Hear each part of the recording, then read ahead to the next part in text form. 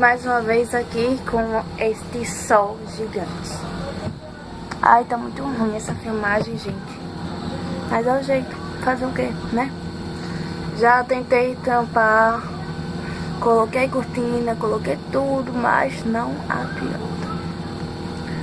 Pra vocês terem ideia, eu coloquei cortina, coloquei um lençol, coloquei outro lençol, um edredom agora e nada. Então vamos lá. Essa tag é tag se eu fosse, então ela é bem grande, então vamos fazer logo. Se eu fosse um mês, seria setembro, porque é meu aniversário. Se eu fosse um dia da semana, seria sexta-feira. Se eu fosse uma estação do ano, primavera. Se eu fosse um planeta, seria Terra mesmo.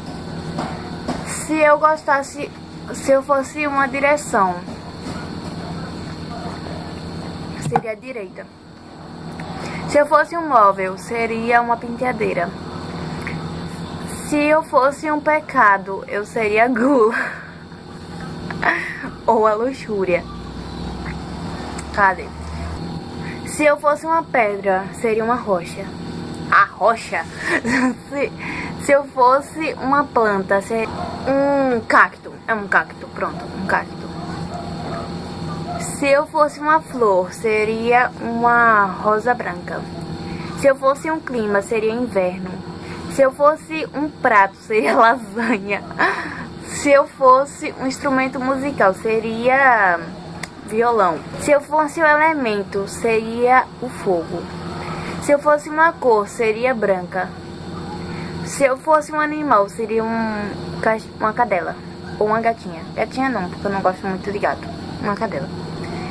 Se eu fosse um som, seria o som do passarinho. Se eu fosse um sentimento, seria alegria. Se eu fosse um lugar, seria Nova York. Se eu fosse um sabor, seria de chocolate. Se eu fosse uma palavra, seria amor. Se eu fosse um objeto, seria celular. Ai, meu Deus. Deixa eu botar pra cá, porque agora tem mais pra cá. Se eu fosse uma parte do corpo, eu seria... acho que o cabelo ou a barriga, sei lá. Se eu fosse um número, eu seria o número 13, que é meu aniversário. Se eu fosse um símbolo, eu seria o símbolo de paz.